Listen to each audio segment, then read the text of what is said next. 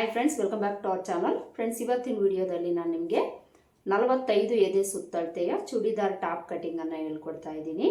ನೋಡಿ, ಇದು ಬಂದು ಲೈನಿಂಗು, ಇದು ಬಂದು main fabric. Lining main fabric ಒಂದೇ ಸಲ ನಾನು ಕಟ್ ಮಾಡ್ತಾ ಇದ್ದೀನಿ. ಅದಕ್ಕೋಸ್ಕರ ಒಂದ್ರ ಮೇಲೆ ಒಂದು ಹಾಕ್ಕೊಂಡಿದ್ದೀನಿ.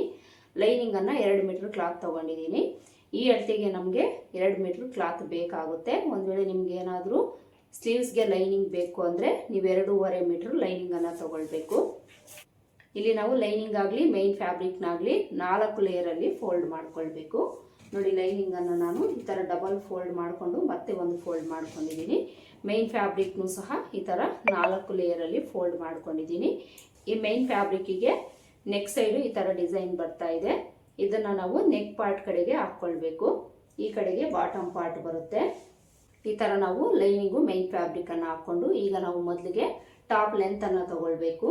ಟಾಪ್ ಲೆಂತ್ ನಿಮ್ಗೆ ಎಷ್ಟು ಬೇಕಾಗಿರುತ್ತೋ ಅಷ್ಟು ತಗೊಳ್ಬೇಕು. ಇಲ್ಲಿ ನಾನು ಈ ಮೈನ್ ಫ್ಯಾಬ್ರಿಕ್ ಲೆಂತ್ ಎಷ್ಟಿದೆ ಅಷ್ಟೇ ತಗೊಳ್ತಾ ಇದ್ದೀನಿ. ಮೈನ್ ಫ್ಯಾಬ್ರಿಕ್ನ ಲೆಂತು ಎಷ್ಟಿದೆ ಅಷ್ಟೇ ತಗೊಳ್ಬೇಕು. ನೋಡಿ, ಈ ಟಾಪ್ಗೆ 41 ಇಂಚು ಲೆಂತ್ ಇದೆ ಮೈನ್ ಫ್ಯಾಬ್ರಿಕ್ಕು. ನಿಮಗೆ ಟಾಪ್ ಲೆಂತ್ ಎಷ್ಟು ಬೇಕಾಗಿರುತ್ತೋ ನೋಡಿಕೊಂಡು ಅದಕ್ಕೆ ನೀವು ಎಕ್ಸ್ಟ್ರಾ 1.5 ಇಂಚು ಆ್ಯಡ್ ಮಾಡ್ಕೊಳ್ಬೇಕು. ಈ ಕಡೆ ಬಾಟಮ್ ಕಡೆ ಫೋಲ್ಡ್ ಮಾಡಿ ಸ್ಟಿಚ್ ಮಾಡ್ಕೊಳ್ಳೋದಕ್ಕೆ 1 ಇಂಚ್ ಬೇಕಾಗುತ್ತೆ. ಶೋಲ್ಡರ್ ಕಡೆ ಜಾಯಿಂಟ್ ಮಾಡ್ಕೊಳ್ಳೋದಕ್ಕೆ 1/2 ಇಂಚು. ಟೋಟಲ್ ಆಗಿ ನೀವು 1.5 ಇಂಚು ಎಕ್ಸ್ಟ್ರಾ ಲೆಂತನ್ನು ತಗೊಳ್ಬೇಕು. ಈ ಟಾಪ್ ಲೆಂತ್ ನನಗೆ 41 ಇಂಚ್ ಇದೆ. ರೆಡಿ ನಮಗೆ 39.5 ಇಂಚ್ ಬರುತ್ತೆ. ಮೈನ್ ಫ್ಯಾಬ್ರಿಕ್ನ ಲೆಂತ್ ನಮಗೆ ಎಷ್ಟು ಬೇಕಾಗಿರುತ್ತೋ ಅದರಲ್ಲಿ ನಾವು ಲೈನಿಂಗನ್ನು 2 ಇಂಚು ಕಡಿಮೆ ತಗೊಳ್ಬೇಕು. ಇಲ್ಲಿ ನನಗೆ 1.5 ಇಂಚಷ್ಟು ಲೆಂತ್ ಕಡಿಮೆ ಇದೆ. ಎಷ್ಟಿದೆ ಅಷ್ಟೇ ತಗೊಳ್ತೀನಿ. ಈ ಥರ ಹಾಕ್ಕೊಂಡು ಈ ಕಡೆ ಬಾಟಮ್ ಕಡೆ ಬರುತ್ತೆ ಅಲ್ವಾ, ಇಲ್ಲಿ ನಮಗೆ ಹೆಚ್ಚು ಕಡಿಮೆ ಏನಾದರೂ ಇದೆಯಾ ಅಂತ ನೋಡಿಕೊಂಡು ಸ್ಟ್ರೈಟ್ ಆಗಿರೋ ಥರ ಒಂದು ಲೈನ್ ಹಾಕ್ಕೊಳ್ಬೇಕು. ಲೈನ್ ಹಾಕ್ಕೊಂಡು ಇದನ್ನು ಕಟ್ ಮಾಡ್ಕೊಳ್ಳಿ. ಮೈನ್ ಫ್ಯಾಬ್ರಿಕ್ಕು ಲೈನಿಂಗು ಒಂದ್ರ ಮೇಲೆ ಒಂದು ಹಾಕ್ಕೊಂಡಿರೋದ್ರಿಂದ ಇಲ್ಲಿ ನಾವು ಲೈನಿಂಗ್ ಮಾತ್ರ ಕಟ್ ಮಾಡ್ಕೊಳ್ಬೇಕು. ಇಲ್ಲಿ ನಮಗೆ ಟಾಪ್ ಲೆಂತ್ ಸಿಕ್ತಲ್ವಾ, ಈಗ ನಾವು ಮೊದಲಿಗೆ ಇಲ್ಲಿಂದ ಟೇಪ್ನ ಸ್ಟ್ರೈಟಾಗಿ ಈ ಥರ ಇಟ್ಕೊಳ್ಬೇಕು. ಈ ಥರ ಇಟ್ಕೊಂಡು ಆರ್ಮೋಲ್ ಲೆಂತನ್ನು ಮಾರ್ಕ್ ಮಾಡ್ಕೊಳ್ಬೇಕು. ಆರ್ಮೋಲ್ ಲೆಂತು ಈ ಅಳತೆಗೆ ನಾವು 6.5 ಇಂಚ್ ತಗೊಳ್ಬೇಕು. 6.5 ಇಂಚ್ ಹತ್ರ ಒಂದು ಮಾರ್ಕ್ ಮಾಡ್ಕೊಳ್ಳಿ. ಅಲ್ಲಿಂದ ಟೇಪ್ನ ಇದೇ ಥರ ಸ್ಟ್ರೈಟಾಗಿ ಇಟ್ಕೊಂಡು 14.5 ಇಂಚ್ ಹತ್ರ ಮಾರ್ಕ್ ಮಾಡ್ಕೊಳ್ಬೇಕು. ಇಲ್ಲಿ ನಮಗೆ ವೇಸ್ಟ್ ಲೂಸ್ ಬರುತ್ತೆ. ಟೇಪ್ನ ಇದೇ ಥರ ಇಟ್ಕೊಂಡು ಹಿಪ್ ಲೆಂತನ್ನು ಮಾರ್ಕ್ ಮಾಡ್ಕೊಳ್ಬೇಕು. ಹಿಪ್ ಲೆಂತು ನಮಗೆ 21 ಇಂಚ್ ಹತ್ರ ಬರುತ್ತೆ. 21 ಇಂಚ್ಗೆ ಮಾರ್ಕ್ ಮಾಡ್ಕೊಳ್ಬೇಕು. ಈ ಥರ ಮಾರ್ಕ್ ಮಾಡ್ಕೊಂಡಿರೋ ಹತ್ರ ಸ್ಟ್ರೈಟಾಗಿ ಲೈನ್ ಹಾಕ್ಕೊಳ್ಬೇಕು.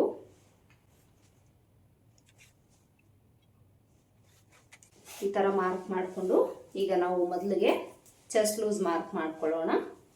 ಚೆಸ್ಟ್ ಲೂಸ್ ನಮಗೆ 45 ಇಂಚ್ ಇದೆಯಲ್ಲ, ಇದರಲ್ಲಿ ನಾವು 4ನೇ ಭಾಗನ ತಗೊಂಡು ಮಾರ್ಕ್ ಮಾಡ್ಕೊಳ್ಬೇಕು. 4ನೇ ಭಾಗ ನಮಗೆ 11.25 ಇಂಚ್ ಬರುತ್ತೆ. ಇಲ್ಲಿಂದ 11.25 ಇಂಚ್ಗೆ ಮಾರ್ಕ್ ಮಾಡ್ಕೊಳ್ಬೇಕು. ಹಾಗೆಯೇ ವೇಸ್ಟ್ ಲೂಸ್ ಮಾರ್ಕ್ ಮಾಡ್ಕೊಳ್ಬೇಕು. ವೇಸ್ಟ್ ಲೂಸ್ ಇವ್ರಿಗೆ 43 ಇಂಚ್ ಬೇಕು. ಹಾಗೆಯೇ ಹಿಪ್ ಲೂಸ್ ಮಾರ್ಕ್ ಮಾಡ್ಕೊಳ್ಬೇಕು. ಹಿಪ್ ಲೂಸ್ ಇವ್ರಿಗೆ 46.5 ಇಂಚ್ ಇದೆ. ಮೊದಲಿಗೆ ವೇಸ್ಟ್ ಲೂಸ್ ಮಾರ್ಕ್ ಮಾಡ್ಕೊಳ್ಳೋಣ. ವೇಸ್ಟ್ ಲೂಸು 43 ಇಂಚು. ಇದರಲ್ಲಿ ನಾವು 4ನೇ ಭಾಗನ ತಗೊಂಡು ಮಾರ್ಕ್ ಮಾಡ್ಕೊಳ್ಬೇಕು. 43 ಇಂಚಲ್ಲಿ 4ನೇ ಭಾಗ 10.25 ಇಂಚ್ ಬರುತ್ತೆ. 10.25 ಇಂಚ್ಗೆ ಮಾರ್ಕ್ ಮಾಡ್ಕೊಳ್ಬೇಕು. ಹಾಗೆಯೇ ಹಿಪ್ ಲೂಸಲ್ಲಿ 4ನೇ ಭಾಗನ ಮಾರ್ಕ್ ಮಾಡ್ಕೊಳ್ಬೇಕು. ಹಿಪ್ ಲೂಸಲ್ಲಿ 4ನೇ ಭಾಗ 12.25 ಇಂಚ್ ಬರುತ್ತೆ. 12.25 ಇಂಚ್ಗೆ ಮಾರ್ಕ್ ಮಾಡ್ಕೊಳ್ಬೇಕು. ಈ ಥರ ಮಾರ್ಕ್ ಮಾಡಿಕೊಂಡು ಈಗ ನಾವು ಬಾಟಮ್ ಲೂಸನ್ನು ಮಾರ್ಕ್ ಮಾಡ್ಕೊಳ್ಬೇಕು. ಬಾಟಮ್ ಲೂಸು ನಾವು ಇಲ್ಲಿ ಎಷ್ಟು ಬಂದಿದೆ ಅದಕ್ಕೆ 1 ಇಂಚ್ ಎಕ್ಸ್ಟ್ರಾ ಆ್ಯಡ್ ಮಾಡ್ಕೊಂಡಿದ್ದೀವಿ ಅಂದರೆ ಕರೆಕ್ಟಾಗಿ ಸರಿ ಹೋಗುತ್ತೆ. ಇಲ್ಲಿ ನಮಗೆ 12.25 ಇಂಚ್ ಬಂತಲ್ವ, ಇದಕ್ಕೆ 1 ಇಂಚು ಎಕ್ಸ್ಟ್ರಾ ಆ್ಯಡ್ ಮಾಡಿಕೊಂಡು ಮಾರ್ಕ್ ಮಾಡ್ಕೊಳ್ಬೇಕು. ಇಲ್ಲಿ ನೀವು ಬಾಟಮ್ ಲೂಸು ಸ್ವಲ್ಪ ಜಾಸ್ತಿ ಬೇಕು ಅಂದರೂ ಇಟ್ಕೊಳ್ಬೋದು. ಇಷ್ಟೇ ಇಟ್ಕೊಳ್ಬೇಕು ಅಂತ ಏನೂ ಇಲ್ಲ. ಈ ಥರ ಮಾರ್ಕ್ ಮಾಡಿಕೊಂಡು ಈಗ ಇದಕ್ಕೆ ನಾವು ಮಾರ್ಜಿನನ್ನು ಆ್ಯಡ್ ಮಾಡ್ಕೊಳ್ಬೇಕು. ಹಿಪ್ ಲೂಸ್ ಹತ್ರ ಮಾರ್ಜಿನು ನಾವು 1 ಇಂಚ್ ತಗೊಳ್ಬೇಕು. ಹಾಗೆಯೇ ಬಾಟಮ್ ಹತ್ರ 1 ಇಂಚ್ ತಗೊಳ್ಬೇಕು. ಇನ್ನು ನಾವು ವೇಸ್ಟ್ ಲೂಸ್ ಹತ್ರ 2 ಇಂಚ್ ಮಾರ್ಜಿನ್ ತಗೊಳ್ಬೇಕು. ಹಾಗೆಯೇ ಚೆಸ್ಟ್ ಲೂಸ್ ಹತ್ರನೂ ಸಹ 2 ಇಂಚು ಮಾರ್ಜಿನ್ ತಗೊಳ್ಬೇಕು. ಈ ಥರ ಮಾರ್ಕ್ ಮಾಡಿಕೊಂಡು ಈ ಮಾರ್ಕಿಂಗ್ಸ್ನೆಲ್ಲ ಜಾಯಿಂಟ್ ಮಾಡ್ಕೊಳ್ಬೇಕು. ಈ ಥರ ಬೈ ಹ್ಯಾಂಡಿಂದ ನೀವು ಮಾರ್ಕ್ ಮಾಡ್ಕೊಳ್ಳಿ, ಇಲ್ಲಾಂದರೆ ಡ್ರೆಸ್ ಕಟಿಂಗ್ ಸ್ಕೇಲ್ ಬರುತ್ತೆ, ಅದನ್ನು ಇಟ್ಕೊಂಡು ನೀವು ಮಾರ್ಕ್ ಮಾಡ್ಕೊಳ್ಬೋದು. ಈಗ ಇಲ್ಲಿಂದ ಬಾಟಮ್ ಹತ್ರಕ್ಕೆ ಸ್ಕೇಲನ್ನು ಇಟ್ಕೊಂಡು ಸ್ಟ್ರೈಟಾಗಿ ಮಾರ್ಕ್ ಮಾಡ್ಕೊಳ್ಬೇಕು. ಇದಿಷ್ಟು ಮಾರ್ಕ್ ಮಾಡ್ಕೊಂಡಾದ್ಮೇಲೆ ಈಗ ನಾವು ಶೋಲ್ಡರ್ ಮೆಜರ್ಮೆಂಟನ್ನು ತಗೊಳ್ಬೇಕು. ಶೋಲ್ಡರ್ ಮೆಜರ್ಮೆಂಟು ಈ ಅಳತೆಗೆ ನಾನು 6.5 ಇಂಚು ತಗೊಳ್ತಾ ಇದ್ದೀನಿ. 6.5 ಇಂಚಿಗೆ ಮಾರ್ಕ್ ಮಾಡಿಕೊಂಡು ಇದೇ 6.5 ಇಂಚು ಕೆಳಗಡೆನೂ ಮಾರ್ಕ್ ಮಾಡಿಕೊಂಡು ಇಲ್ಲಿ ಸ್ಟ್ರೈಟಾಗಿ ಒಂದು ಲೈನ್ ಹಾಕ್ಕೊಳ್ಬೇಕು. ಈ ಥರ ಲೈನ್ ಹಾಕ್ಕೊಂಡು ಇಲ್ಲಿ ನಾವು ಆರ್ಮೋಲ್ ಶೇಪನ್ನು ಮಾರ್ಕ್ ಮಾಡ್ಕೊಳ್ಬೇಕು. ಆರ್ಮೋಲ್ ಶೇಪ್ಗೆ ಈ ಕಾರ್ನರಿಂದ 1.5 ಇಂಚು ಬಿಡ್ತು ತಗೊಂಡು ಮಾರ್ಕ್ ಮಾಡಿಕೊಂಡು ಕರ್ವ್ ಸ್ಕೇಲ್ ಇಟ್ಕೊಂಡು ಆರ್ಮೋಲ್ ಶೇಪನ್ನು ಡ್ರಾ ಮಾಡ್ಕೊಳ್ಳಿ.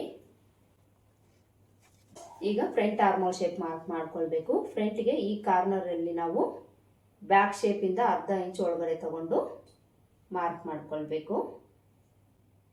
ನೋಡಿ, ಈ ಥರ ಒಂದು 1/2 ಇಂಚು ಒಳಗಡೆ ತಗೊಂಡು ಮಾರ್ಕ್ ಮಾಡ್ಕೊಳ್ಳಿ. ಈಗ ನಾವು ನೆಕ್ ಲೆಂತನ್ನು ಮಾರ್ಕ್ ಮಾಡ್ಕೊಳ್ಬೇಕು. ಮೊದಲಿಗೆ ಫ್ರಂಟ್ ನೆಕ್ ಲೆಂತ್ ಮಾರ್ಕ್ ಮಾಡ್ಕೊಳ್ಳೋಣ. ಫ್ರಂಟ್ ನೆಕ್ ಲೆಂತ್ ನಾನಿಲ್ಲಿ 6.5 ಇಂಚ್ ಇಡ್ತಾ ಇದ್ದೀನಿ. 6.5 ಇಲ್ಲ 6 ಇಂಚ್ ತಗೊಳ್ಳಿ ನೀವು. ಈಗ ನಾವು ಮೊದಲಿಗೆ ನೆಕ್ ವಿಡ್ತ್ ಮಾರ್ಕ್ ಮಾಡ್ಕೊಳ್ಳೋಣ. ನೆಕ್ ವಿಡ್ತ್ ಈ ಅಳತೆಗೆ 3 ಇಂಚ್ ತಗೊಳ್ಬೇಕು. 3 ಇಂಚ್ ತಗೊಂಡು ಇಲ್ಲಿ ನೀವು ಒಂದು 1/2 ಇಂಚ್ ಎಕ್ಸ್ಟ್ರಾ ಆ್ಯಡ್ ಮಾಡಿಕೊಂಡು ಮಾರ್ಕ್ ಮಾಡ್ಕೊಳ್ಳಿ. ಮಾರ್ಕ್ ಮಾಡಿಕೊಂಡು ಇಲ್ಲೊಂದು ಬಾಕ್ಸ್ ಡ್ರಾ ಮಾಡಿಕೊಂಡು ನಿಮ್ಗೆ ಯಾವ ನೆಕ್ ಶೇಪ್ ಬೇಕೋ ಅದನ್ನು ನೀವು ಡ್ರಾ ಮಾಡ್ಕೊಳ್ಳಿ. ಇಲ್ಲಿ ನಾನು ರೌಂಡ್ ನೆಕ್ ಶೇಪ್ ಇಡ್ತಾ ಇದ್ದೀನಿ. ಇದು ನಮಗೆ ಫ್ರಂಟ್ ಶೇಪ್ ಆಯಿತು. ಬ್ಯಾಕಲ್ಲಿ ನೀವು ಡೀಪ್ ಆದರೂ ಇಟ್ಕೊಳ್ಬೋದು, ಇಲ್ಲಾಂದರೆ ಕಡಿಮೆನೂ ಇಟ್ಕೊಳ್ಬೋದು. ನಾನಿಲ್ಲಿ ಬ್ಯಾಕ್ ಪಾರ್ಟಲ್ಲಿ 5.5 ಇಂಚ್ ತಗೊಳ್ತೀನಿ.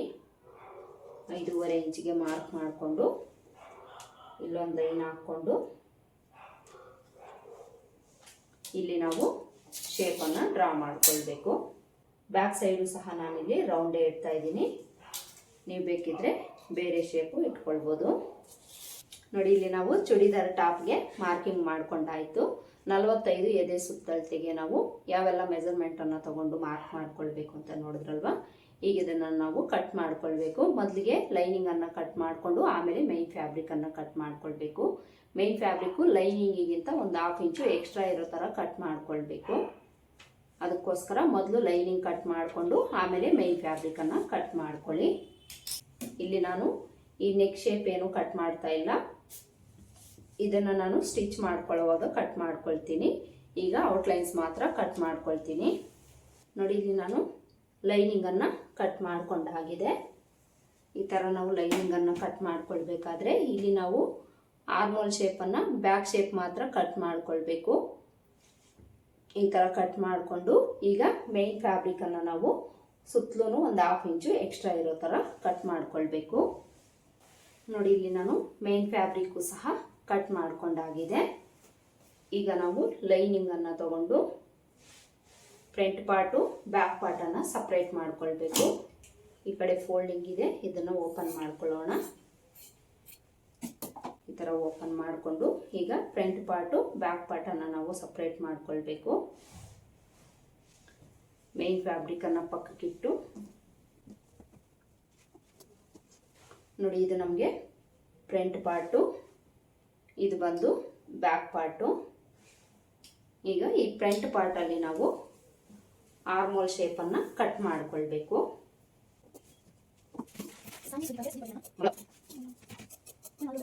ಈ ಥರ ಫ್ರಂಟಲ್ಲಿ ನಾವು ಫ್ರಂಟ್ ಆರ್ಮೋಲ್ ಶೇಪನ್ನು ಕಟ್ ಮಾಡ್ಕೊಳ್ಬೇಕು. ನೆಕ್ ಶೇಪು ಸಹ ಕಟ್ ಮಾಡ್ಕೊಳ್ಳೋಂಗಿದ್ರೆ ನೀವು ಈಗಲೇ ಕಟ್ ಮಾಡ್ಕೊಳ್ಳಿ, ಇಲ್ಲಾಂದರೆ ಸ್ಟಿಚ್ ಮಾಡ್ಕೊಳ್ಳೋವಾಗ ಕಟ್ ಮಾಡ್ಕೊಳ್ಳಿ. ಇಲ್ಲಿ ನಾವು ಟಾಪ್ ಪಾರ್ಟನ್ನು ಕಟ್ ಮಾಡ್ಕೊಂಡಾಯಿತು, ಲೈನಿಂಗು ಮೈನ್ ಫ್ಯಾಬ್ರಿಕ್ಕು ಸಹ. ಈಗ ಸ್ಲೀವ್ಸ್ ಕಟ್ಟಿಂಗ್ ಮಾಡ್ಕೊಳ್ಬೇಕು. ಸ್ಲೀವ್ಸ್ಗೆ ನಾವು ಈ ಉಳಿದಿರೋ ಕ್ಲಾತನ್ನೇ ತಗೊಳ್ಬೇಕು. ನಮಗೆ ಕ್ಲಾತ್ ಇಷ್ಟೇ ಉಳಿದಿದೆ, ಇದರಲ್ಲೇ ನಾವು ಸ್ಲೀವ್ಸನ್ನು ಸ್ಟಿಚ್ ಮಾಡಬೇಕು. ಇಲ್ಲಿ ನಾನು ಇವ್ರಿಗೆ ಸ್ಲೀವ್ಸು ಶಾರ್ಟ್ ಲೈನ್ ಸ್ಲೀವ್ಸ್ ಇಡ್ತಾ ಇದ್ದೀನಿ. ನೀವು ಬೇಕಿದ್ರೆ ಎಲ್ಬೋ ಲೈನ್ ಸ್ಲೀವ್ಸು, ಇಲ್ಲಾಂದರೆ 3/4 ಸ್ಲೀವ್ಸನ್ನು ಇಟ್ಕೊಳ್ಬೋದು. ಇಲ್ಲಿ ನಾವು ಈ ಫ್ಯಾಬ್ರಿಕನ್ನು 4 ಲೇಯರಲ್ಲಿ ಫೋಲ್ಡ್ ಮಾಡ್ಕೊಳ್ಬೇಕು. 2 ಲೇಯರನ್ನು ತಗೊಂಡು ಈ ಥರ ಫೋಲ್ಡ್ ಮಾಡಿಕೊಂಡ್ರೆ ನಮಗೆ 4 ಲೇಯರ್ ಸಿಗುತ್ತೆ. 4 ಲೇಯರಲ್ಲಿ ಫೋಲ್ಡ್ ಮಾಡ್ಕೊಳ್ಬೇಕು. ಫೋಲ್ಡ್ ಮಾಡಿಕೊಂಡು ಈ ಫೋಲ್ಡಿಂಗು ನಮ್ಮ ಕಡೆ ಇರೋ ಥರ ಹಾಕ್ಕೊಳ್ಬೇಕು. ಈ ಥರ ಹಾಕ್ಕೊಂಡು ಮೊದಲಿಗೆ ಸ್ಲೀವ್ ಲೆಂತ್ ಮಾರ್ಕ್ ಮಾಡ್ಕೊಳ್ಳೋಣ. ಇಲ್ಲಿ ನಾನು 6 ಇಂಚು ಸ್ಲೀವ್ಸನ್ನು ಇಡ್ತಾ ಇದ್ದೀನಿ. ಇದಕ್ಕೆ ನಾವು ಮಾರ್ಜಿನ್ನು 1.5 ಇಂಚ್ ತಗೊಳ್ಬೇಕು. ಈ ಕಡೆ ಡಬಲ್ ಫೋಲ್ಡ್ ಮಾಡ್ತೀವಿ, ಅದಕ್ಕೋಸ್ಕರ 1 ಇಂಚ್ ಬೇಕು. ಈ ಕಡೆ ಸ್ಲೀವ್ಸ್ ಅಟ್ಯಾಚ್ ಮಾಡ್ಕೊಳ್ಳೋದಕ್ಕೆ ಮಾರ್ಜಿನು 1/2 ಇಂಚ್ ಬೇಕು. ಅದಕ್ಕೋಸ್ಕರ 1.5 ಇಂಚು ಎಕ್ಸ್ಟ್ರಾ ತಗೊಂಡು ಮಾರ್ಕ್ ಮಾಡ್ಕೊಳ್ಬೇಕು. ಮಾರ್ಕ್ ಮಾಡಿಕೊಂಡು ಇಲ್ಲಿ ಸ್ಟ್ರೈಟಾಗಿ ಒಂದು ಲೈನ್ ಹಾಕ್ಕೊಳ್ಬೇಕು. ನೀವು ಸ್ಲೀವ್ಸ್ಗೆ ಏನಾದರೂ ಲೈನಿಂಗ್ ಕೊಡ್ತೀರಿ ಅನ್ನೋಂಗಿದ್ರೆ ಮೊದಲು ಲೈನಿಂಗ್ ಕಟ್ ಮಾಡಿಕೊಂಡು ಆಮೇಲೆ ಮೈನ್ ಫ್ಯಾಬ್ರಿಕನ್ನು ಕಟ್ ಮಾಡ್ಕೊಳ್ಳಿ. ಈಗ ಆರ್ಮೋಲ್ ಡೌನಿಂಗನ್ನು ಮಾರ್ಕ್ ಮಾಡ್ಕೊಳ್ಬೇಕು. ಆರ್ಮೋಲ್ ಡೌನಿಂಗು ನಾನಿಲ್ಲಿ 3.5 ಇಂಚ್ ತಗೊಳ್ತಾ ಇದ್ದೀನಿ. 3.5 ಇಂಚ್ ತಗೊಳ್ಳಿ, ಕರೆಕ್ಟಾಗಿ ಸರಿ ಹೋಗುತ್ತೆ. 3.5 ಇಂಚ್ಗೆ ಮಾರ್ಕ್ ಮಾಡಿಕೊಂಡು ಇಲ್ಲಿ ಸ್ಟ್ರೈಟಾಗಿ ಒಂದು ಲೈನ್ ಹಾಕ್ಕೊಳ್ಬೇಕು. ಈಗ ನಾವು ಆರ್ಮೋಲ್ ಲೂಸನ್ನು ಮಾರ್ಕ್ ಮಾಡ್ಕೊಳ್ಬೇಕು. ಆರ್ಮೋಲ್ ಲೂಸನ್ನು ನಾವು ಎಷ್ಟು ಬೇಕು ಅಂತ ಈ ಟಾಪಲ್ಲಿ ನೋಡ್ಕೊಳ್ಳೋಣ. ಟಾಪಲ್ಲಿ ಬ್ಯಾಕ್ ಪಾರ್ಟನ್ನು ತಗೊಳ್ಳಿ. ಬ್ಯಾಕ್ ಪಾರ್ಟನ್ನು ತಗೊಂಡು ಇಲ್ಲಿ ಶೋಲ್ಡರ್ ಮಾರ್ಜಿನ್ಗೆ 1/2 ಇಂಚ್ ಬಿಟ್ಟು ಇಲ್ಲಿಂದ ಆರ್ಮೋಲ್ ಲೂಸು ಎಷ್ಟಿದೆ ಅಂತ ನೋಡ್ಕೊಳ್ಬೇಕು. ಇಲ್ಲಿ ಮಾರ್ಜಿನ್ನು ಸೇರಿಸಿ 11.5 ಇಂಚ್ ಬರ್ತಾ ಇದೆ. ಈ 11.5 ಇಂಚಲ್ಲಿ ಇಲ್ಲಿಂದ ಸ್ಟ್ರೈಟಾಗಿ ಇಟ್ಕೊಂಡು 1 ಇಂಚು ಕಡಿಮೆ ತಗೊಂಡು ಮಾರ್ಕ್ ಮಾಡ್ಕೊಳ್ಬೇಕು. ಮಾರ್ಕ್ ಮಾಡಿಕೊಂಡು ಇಲ್ಲಿಂದ ಈ ಕಡೆಗೆ 2 ಇಂಚ್ಗೆ ಮಾರ್ಕ್ ಮಾಡ್ಕೊಳ್ಳಿ. ಇದು ನಮಗೆ ಮಾರ್ಜಿನ್ನು. ಈಗ ಸ್ಲೀವ್ ಲೂಸ್ ಮಾರ್ಕ್ ಮಾಡ್ಕೊಳ್ಬೇಕು. ಸ್ಲೀವ್ ಲೂಸು ಇವರಿಗೆ 7 ಇಂಚ್ ಬೇಕು. 7 ಇಂಚ್ಗೆ ಮಾರ್ಕ್ ಮಾಡಿಕೊಂಡು ಇಲ್ಲಿಂದ 2 ಇಂಚು ಮಾರ್ಜಿನ್ ತಗೊಳ್ಬೇಕು. ಈ ಥರ ಮಾರ್ಕ್ ಮಾಡಿಕೊಂಡು ಈಗ ಆರ್ಮೋಲ್ ಲೂಸ್ಗೆ ಜಾಯಿಂಟ್ ಮಾಡ್ಕೊಳ್ಬೇಕು. ಈಗ ನಾವು ಸ್ಲೀವ್ ಶೇಪನ್ನು ಡ್ರಾ ಮಾಡ್ಕೊಳ್ಬೇಕು. ಸ್ಲೀವ್ ಶೇಪ್ ಡ್ರಾ ಮಾಡ್ಕೊಳ್ಳೋದಕ್ಕೆ ಇಲ್ಲಿಂದ 2 ಇಂಚಿಗೆ ಒಂದು ಮಾರ್ಕ್ ಮಾಡಿಕೊಂಡು ಇಲ್ಲಿಂದ ಸ್ವಲ್ಪ ಸ್ವಲ್ಪ ಡೌನ್ ಮಾಡಿಕೊಂಡು ಆರ್ಮೋಲ್ ಶೇಪ್ ಹತ್ರಕ್ಕೆ ಜಾಯಿಂಟ್ ಮಾಡ್ಕೊಳ್ಬೇಕು.